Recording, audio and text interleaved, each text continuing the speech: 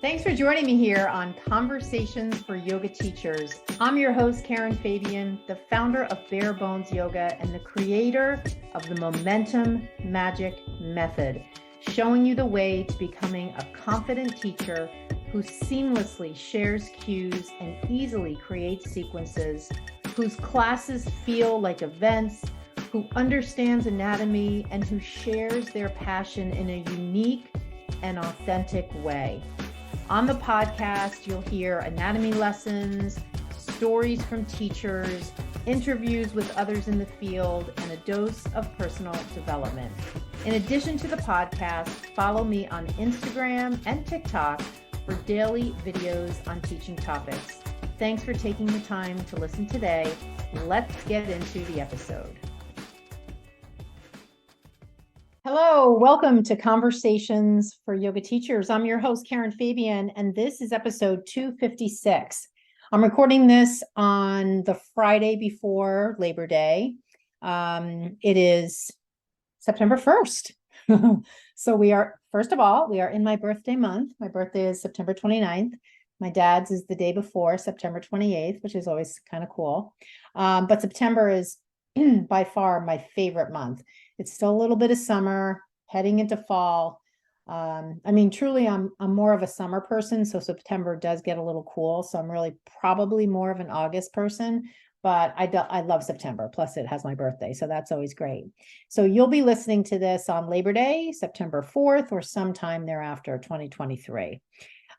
Today was a really fun day, the morning, because I promised myself I wasn't going to do any work this morning. And I got in the car and I drove 45 minutes up to the beach in Newburyport, Massachusetts, which is the most beautiful little town.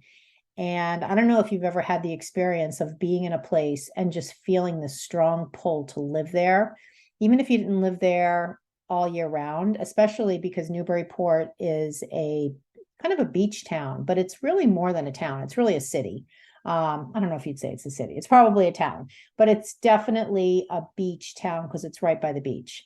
And every time I go up there, I get that feeling in my gut, like I need to open a small seasonal yoga studio here and live here from like May, from Memorial Day until Labor Day, and just have one class a day and live here and like walk to my friend's coffee shop, Olives, and go running and go to the beach and eat lobster outside. Like I definitely, every time I go up there, I think that. And today I drove up there and that's going to happen in my life at some point. If you listen to my last episode, I did mention that my boyfriend, Ben, has esophageal cancer. And since my last episode, I'm happy to report that he finished treatment. So Wednesday, the 23rd was his final treatment. 6 weeks of treatment done, 33 radiation treatments, and 1 chemo treatment each week, except for the last week, they decided not to do the chemo. So this was a really big milestone. We called the front end of his treatment the killing, and the second killing of the cancer cells. And the second phase of his treatment is now the healing. And that's the treatment that he's in, or that's the phase that he's in now. And the healing really involves literally healing the tissues in his throat from the radiation. Hopefully the chemo and the radiation worked and the diseased, damaged tissues are dead. And so we're really looking forward to follow-up scans over the next several months. But right now he's in the healing phase, which is really great. It was a tough 6 weeks. And that's why, things like this morning, me driving up to Newburyport is really, I'm trying to sort of cram into this last weekend of the quote unquote summer. Some of the things that I haven't been doing because he and I have been very focused on phase 1, the killing. And it's been intense. So the past couple of days, I've done some different like fun things. And today was really fun. And this weekend, I'm going to do more of that.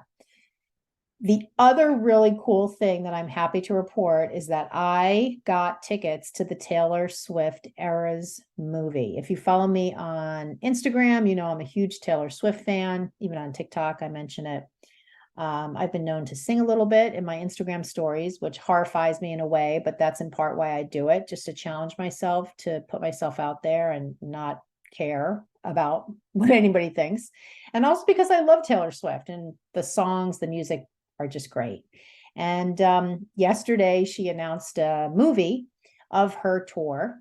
They recorded her when she was in LA 3 weeks ago.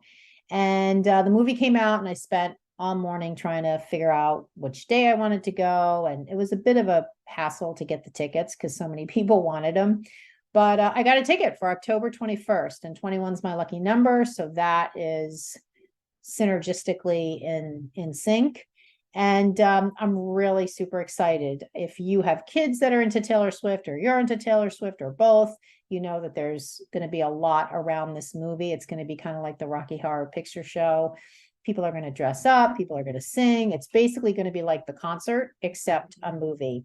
So since I didn't get concert tickets when she was here in Massachusetts, I'm really excited to go to the movies, and I'm already planning like making the friendship bracelets, and what am I going to wear? You have to sort of make something to wear because you have to decide what era you are, and there's just a lot to it. So, and again, I've mentioned this on past episodes, especially recent ones. Even if you don't like Taylor Swift, or you're not a Taylor Swift fan, if you're a yoga teacher, and I'm guessing you are, watch her clips from her concert on TikTok. I would even say more than Instagram, watch them on TikTok, because she has amazingly confident body language and body movements and projecting. I talked about this last week a lot, and there's a lot as yoga teachers we can learn from Taylor Swift around how to show up for our students and how to really exude confidence. And the skill piece is separate, but just the energy of confidence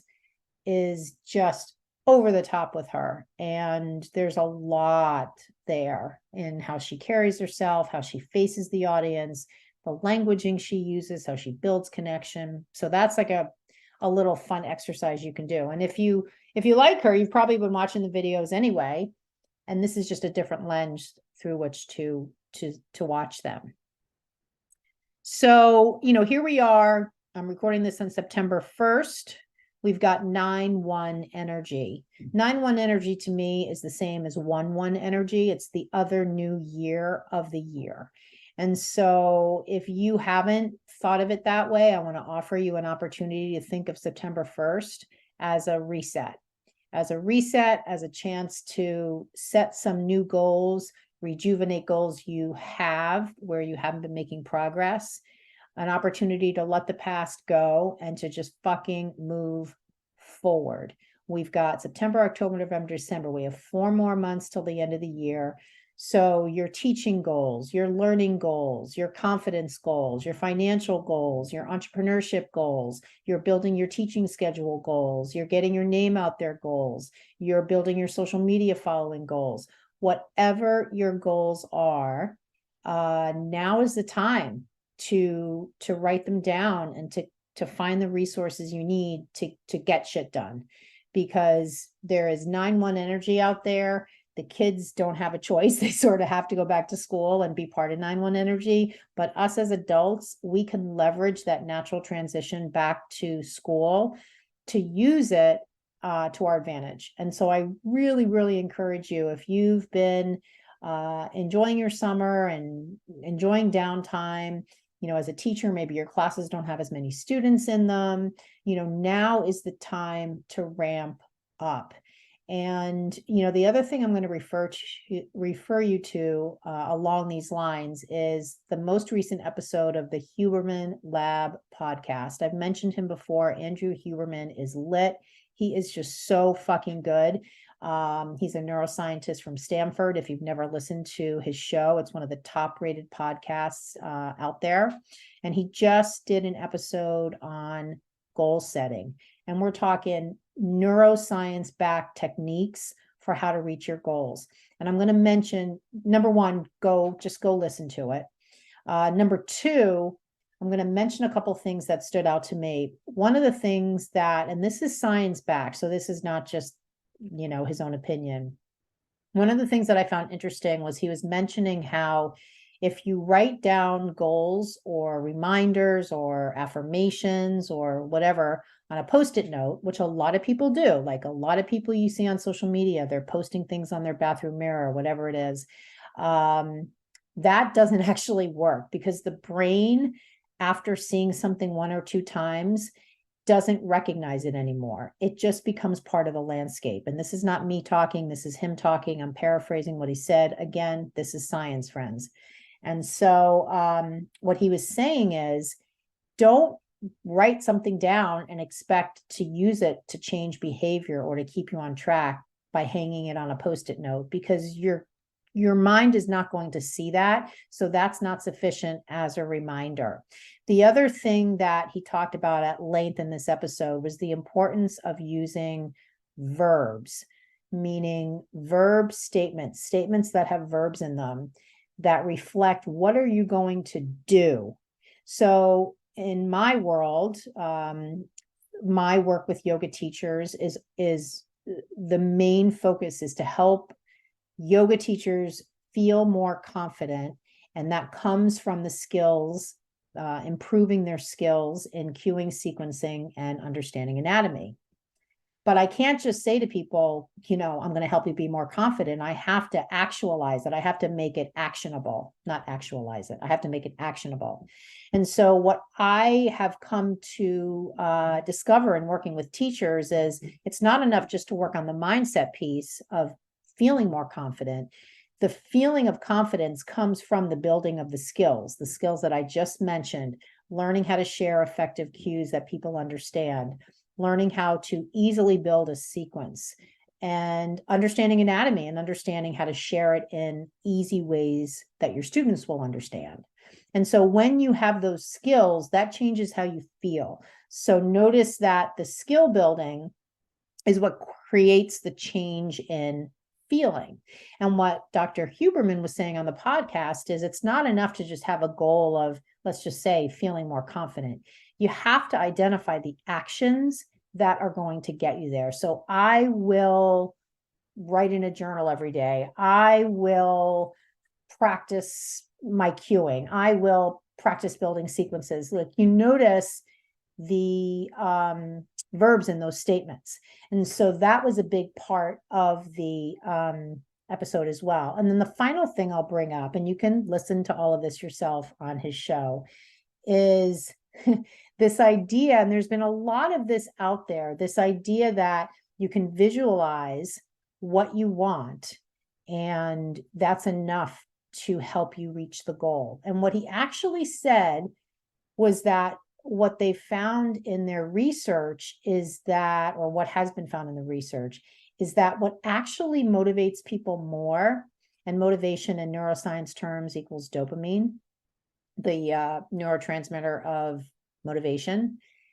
What motivates people more is not so much visualizing what you want, the outcome you want, the goal you want, but visualizing the consequences if you don't reach that goal. And so I run into this a lot, because when I speak to a yoga teacher and they are interested in enrolling in my program, and I talk to them not so much about the program, but just about what's your dream outcome? Like, what do you really want to do as a yoga teacher? How do you want to feel? What skills do you want to have? And I get a yoga teacher explaining to me, sharing with me, identifying for me what their dream outcome is. I want to feel this way. I want to be able to do these things. I want to be able to have these skills. You would think that continuing to focus your mind on that vision, keeping that vision in mind, visioning yourself teaching in such and such a way that exudes the feeling of confidence would be enough. But what he actually is saying is that what's more motivating for people is to think about what's going to happen if I don't reach this goal. And this is the piece that a lot of yoga teachers miss when I connect with them, because they can clearly identify the goal they want, but then they talk themselves out of enrolling in my program, and they start to lean into a lot of old mindset beliefs. And they don't often see, and I'm not saying it's the consequence of not enrolling in my program, because there are other programs out there. There's not another program like mine, but there are other trainings that teachers can take. So this is not about necessarily enrolling in my program. But I think the piece where a lot of yoga teachers, the piece that's missing is, well, if I don't enroll in a program that can help me build the skills that I want, because no one would talk to me if they didn't have a problem. Like, teachers are not talking to me every week because they want to just tell me how great everything is. The only people I'm talking to are people who are having problems. And so if I've ever talked to you on the phone or on a Zoom call, it's because you're having a problem with your teaching right now, and that's okay. But the problem about having a problem is when you identify that you have a problem and then you decide, I'm just going to work it out myself.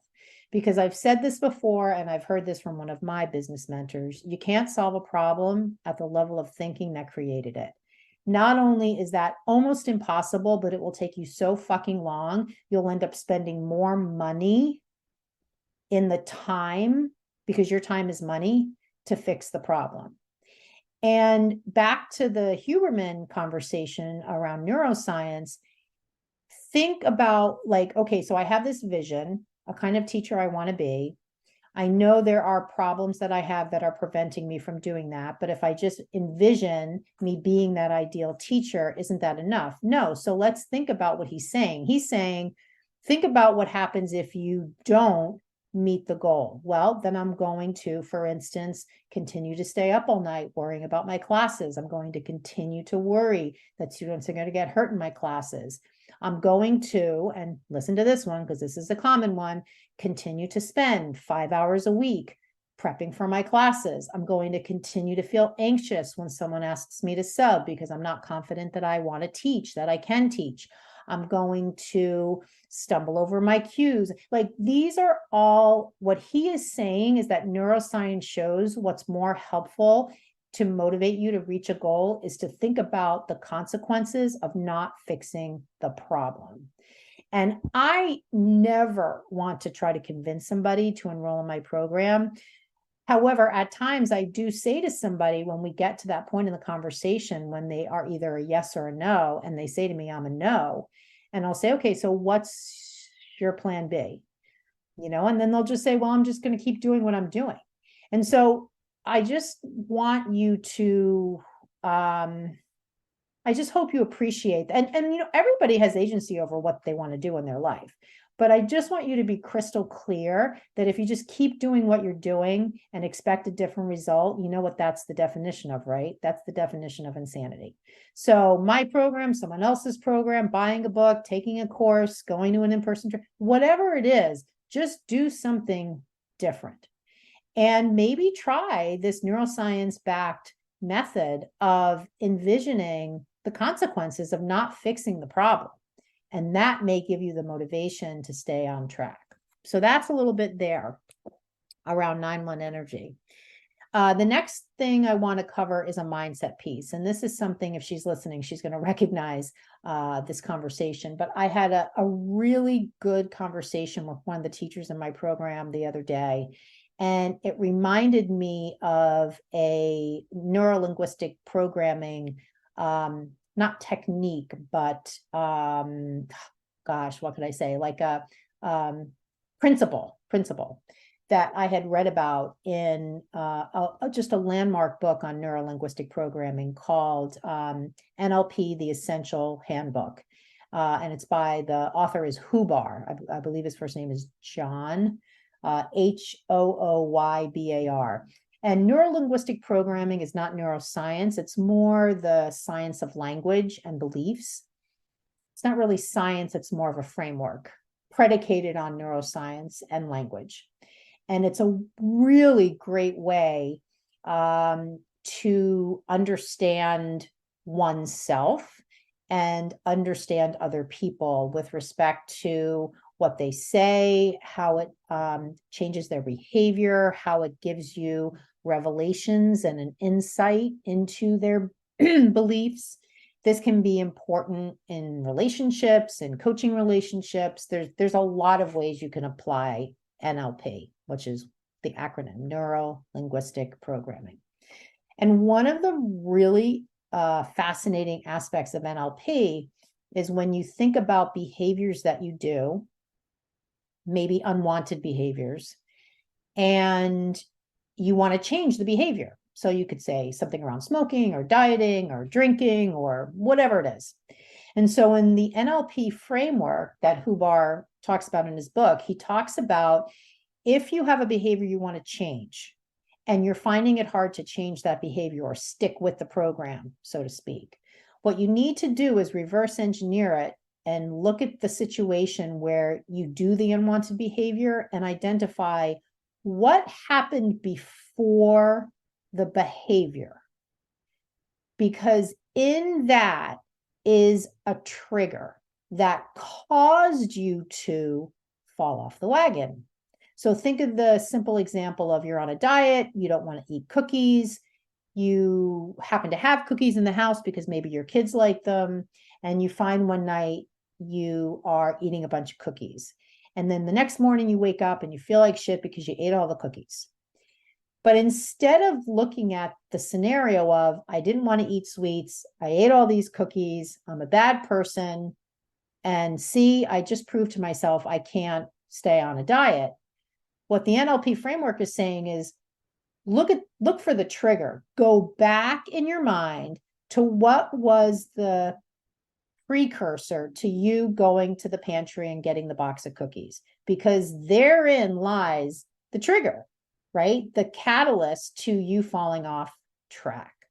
So when I was speaking to this yoga teacher, she was talking about a lot of the anxious feelings she has around teaching, and how teaching for her is really, it's really at a place where she loves it when she's doing it, but the angst she has before she teaches, and even to a certain extent after, but to more importantly, before she teaches, is pretty extreme. She's very nervous. She gets sub requests and she really questions, do I really want to take on teaching another class? She has just some anxiety around teaching. And so one of the things we were talking about was, well, let's control the things you can control so that we can test if controlling the things you can control allows your anxiety to decrease. Meaning, if you control the sequence and control the cues, does that allow you to feel more prepared so that you don't feel as anxious before you teach your class? And she said, you know what? I think that would work. She said, but interestingly enough, I already have a go-to sequence. It's just that I don't always use it. And so this to me was like, ding, ding, ding. And I said, okay, so let's take a scenario where you're going to teach a class, you have your go-to sequence. On some level, you know logically that if you stick to the go-to sequence, your anxiety will most likely decrease because you will be in control of what you're going to teach. And it's a sequence that you know well. What would cause you to not stick with your plan? What would cause you to go into the studio and change the sequence, or the night before, go back to the drawing board and create a whole new sequence? And what she said was really interesting. She said, sometimes I doubt that my sequence is good enough.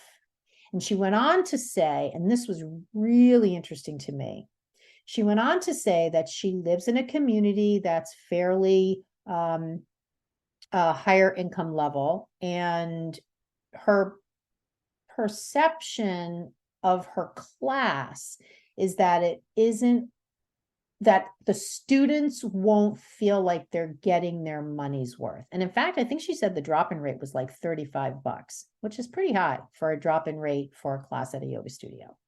And I want you to appreciate how interesting this is, because in the conversation and in the NLP technique of going backwards to identifying the causal factor that caused her to change her sequence lies the belief that she has that she doesn't think her class is going to be perceived as, quote, worth the money they paid.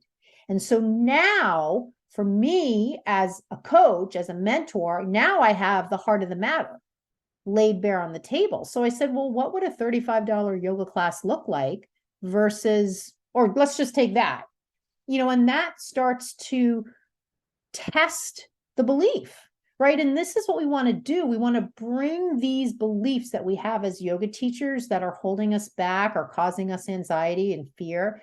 We want to shine the fucking light on them. We want to shine the light on them so that we can dispel them. There's a lot in Gabby Bernstein and Marianne Williamson about bringing things to light, from the darkness to the light. And these beliefs that we have as yoga teachers, they're in the fucking dark, and we need to shine a light on them. Because when you shine a light on that belief and you say, well, what would a $35 yoga class look like? You realize it would look like what she's teaching. It would look like what any of you are teaching, because it's kind of a ludicrous question. We can't look at a yoga class and say, oh, this sequence is worth $35 and this sequence is worth 10. It doesn't work like that. And besides, the perception of every fucking person in the room is going to be different.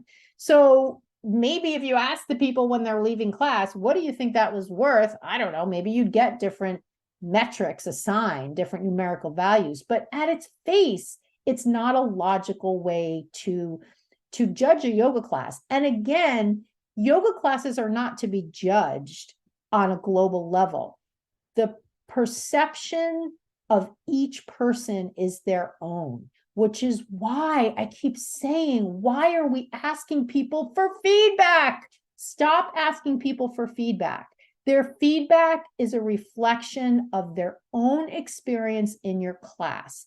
There is no right or wrong. There is no checklist. Please hear me on this.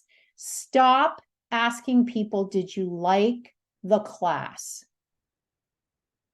Just toss it. Don't ask it, because it's just going to give you grief. It's going to put them in a situation where now they need to be your coach.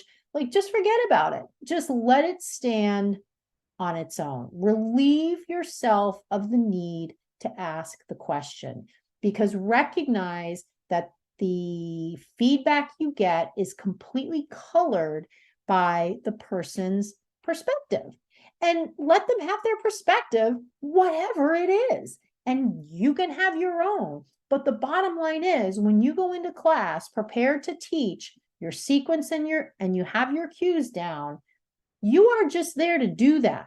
You're not there to do that and be like, did you like it? Did you like it? Did you like it? That's not what you're there to do. That no one has that expectation of you, except maybe you. And this is the fucking heart of the matter for so many teachers, is that they have this perception that it is within their realm of responsibility to make sure everybody likes it, everybody can do it, everybody's having fun. No, you're going in as the teacher and you have a plan and you're going to do it, and you're going to let it stand on its own. And I promise you, when you teach from that, you are going to drop about 100,000 pounds of psychic weight. And you're going to be able to go in and teach your damn class and go home and live your life. And that's what I mean when I talk about Taylor Swift, and she just walks around the stage and she's just like, bam, bam, bam. And she's just unapologetic.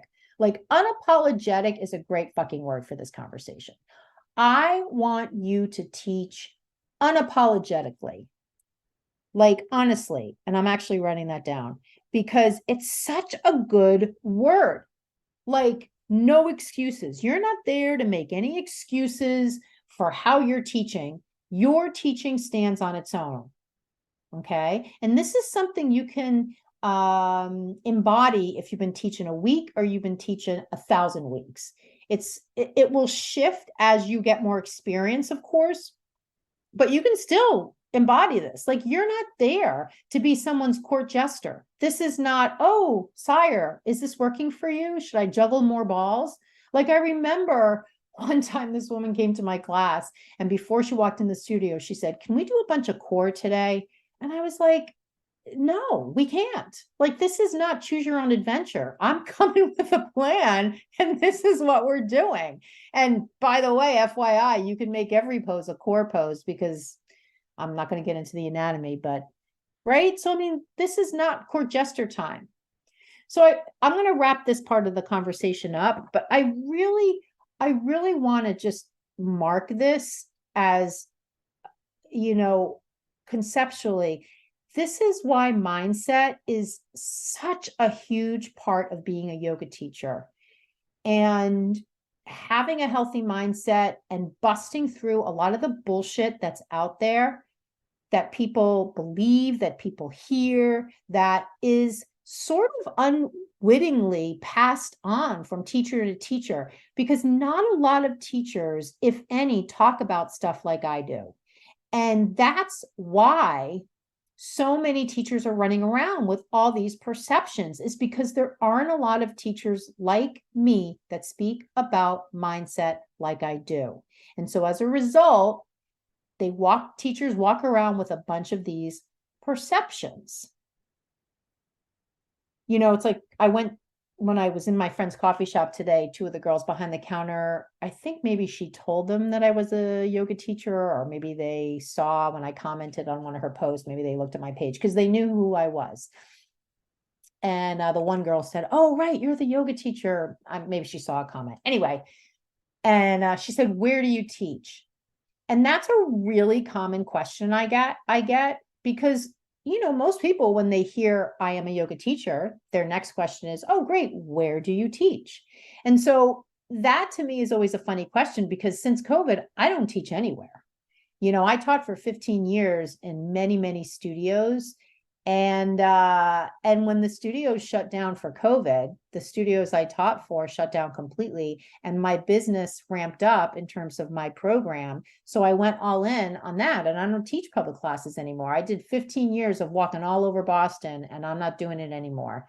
And I teach occasionally online. Maybe you've been to my online classes, and I occasionally do a private, I occasionally do a special event, but I am all in on supporting yoga teachers through my program, and supporting yoga teachers through all the free content that I share that is focused on this mindset stuff, as well as the anatomy, the skill building, the confidence building, because I am so hell-bent on being a game changer, on being a thought leader in the industry, and getting more teachers connected with me so that they can hear these different ways of looking at things, so they can hear a lot of the components of my teaching method, the momentum magic method, and hear more about my intentional sequencing framework, my connecting cues model, my anatomy action words, my using why words. Like, these are all the 4 types of cues. These are all specific to how I work with teachers. And my goal is to get as many teachers out there teaching free of all this mindset stuff, so that they can walk into the room, teach the class easy peasy, enjoy connecting with their students, feeling empowered, feeling like they're making a difference, and go home and live their life, instead of going home and hemming and hawing over what they did and having anxiety before and anxiety during and anxiety after. Going in and just banging out the class, because people need yoga, and they need good yoga, and teachers want to feel good when they teach. And so that is why I love that after 15 years of running all over the place teaching classes, I am fully ensconced in my real mission, which is supporting teachers in this way. So the next thing I want to talk about is in the anatomy realm. And this also came up in a conversation I had in a momentum call with one of the teachers in my program. And it had to do with, she's in the process of watching some of the videos in the program, and we're doing coaching calls. And she was talking about the idea of, she's watched the videos in my program that break down the muscles individually and talk about each muscle with respect to origin and insertion and action, concentric action. And now she's moving on to the next part, which is muscles in poses. And so we were talking about her interest in sharing anatomy-based cues. And it got us into this discussion that I wanted to share with you today, because this is something that I want you to think about sequentially, chronologically. And I've talked about this when I've done my workshop on the 3 steps to confident teaching. If you've been to one of those, you've heard this from me, and you've seen me kind of map this out using the yoga mat. So think about sequentially, you've got at the end of the sequence, you've got the cue you share. And so many yoga teachers are out there sharing cues that are anatomy-based cues, but they don't understand the anatomy behind it. So how do you understand the anatomy behind the cue? So if you think about the chronological sequence and the end game being the sharing of the cue with the anatomy in it, like engage your quadriceps as you flex your foot and press back through your heel, or draw the belly button in to engage the rectus abdominis and lift the front edge of your pelvis. Like, these are anatomy-based cues. Roll the inner eyes of the elbows forward to externally rotate the shoulders in downward dog. Like, these are anatomy-based cues. But the saying of the cue is the end game. That's the end of the line. If you had a continuum, that's the end of the continuum.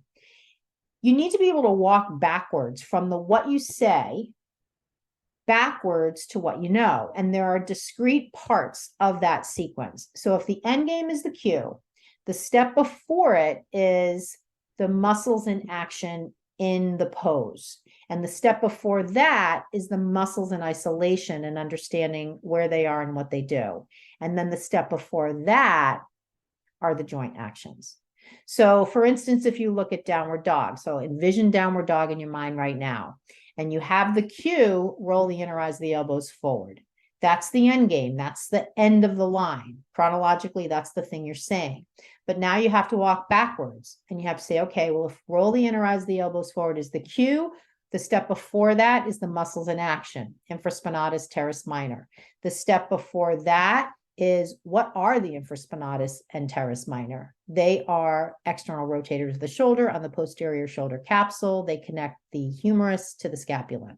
And then the step before that, which is the first step, is what is the joint action that the cue is speaking to in downward facing dog? And that joint action is external rotation. So I want you to see that is working a cue backwards, reverse engineering it. And you need to be able to do that if you share an anatomy-based cue, because if you can't do that, you shouldn't use the cue, because it means you don't understand the why behind the cue. And I promise you, if you share cues that you don't understand the why behind, you will not feel confident.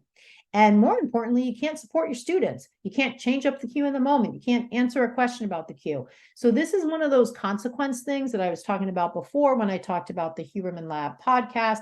This is the consequence. The consequence of using cues you don't understand is you don't feel very confident, and you can't answer a question. You can't support your students because you can't change up the cue in the heat of the moment because you don't understand the why behind it. So bottom line, don't share anatomy-based cues if you don't understand anatomy. Use action cues. In my framework of cueing, action, alignment, action, alignment, anatomy, and feeling based. Those are the 4 types of cues in my connecting cues framework. Use action cues, use alignment cues, use feeling cues. Save the anatomy-based cues until you learn anatomy. So that's that piece. And then the last thing I wanted to share just really quickly was I had 2 amazing conversations with teachers in my program this week about business. And when I say business, I mean this one teacher in particular is starting a class next week in her community.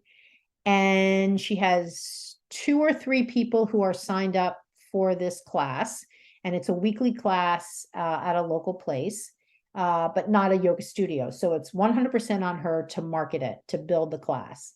And then the other teacher I was speaking to in the program, she is moving to a place. She lives in one place and then another place, depending on the time of the year, like a winter summer thing.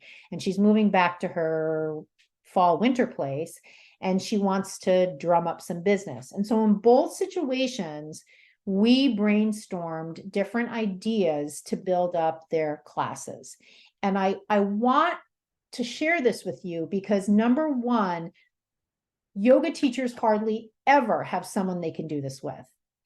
The brainstorming that I did with these teachers, you just don't get when you're out there on your own. Like, your yoga studio owner that you teach in a yoga studio, they're not going to sit down with you and brainstorm ideas with you to help you build your own stuff. You're going to have to build your own stuff. But if you don't know how to build your own stuff, how do you know what to do? Right? And I want you to hear this as well. There's a marketing term, I don't know if you've ever heard this, it's called guerrilla marketing. And guerrilla marketing is an old term that refers to boots on the ground stuff you do to build up business. So, you know, when you're walking down a city street and somebody's standing there handing out flyers for the local ice cream shop, that's guerrilla marketing.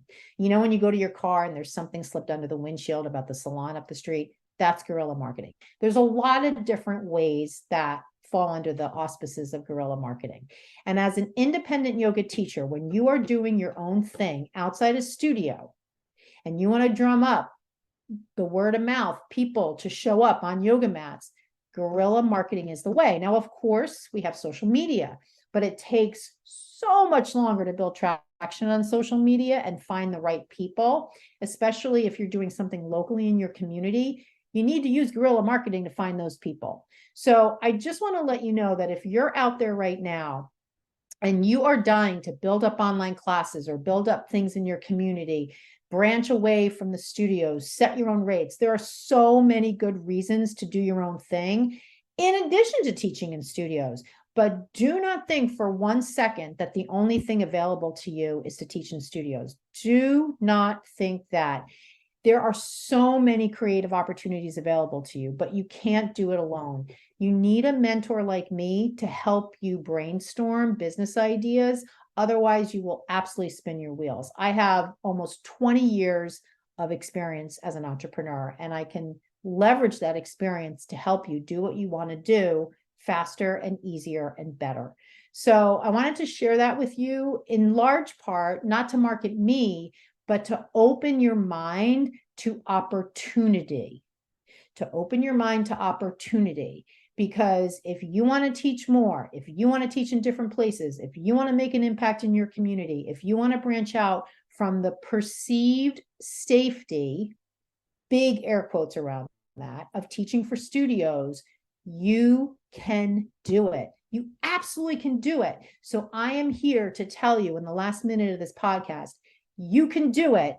And use my help, don't use my help, just know that you can. And I'm here to say, as I wrap up this conversation with you, that this is definitely an option. And how great to be doing your own thing in your own way, making your own money, setting your own rates, touching lives in your community, impacting lives in your community, helping people understand functional movement, improving people's health.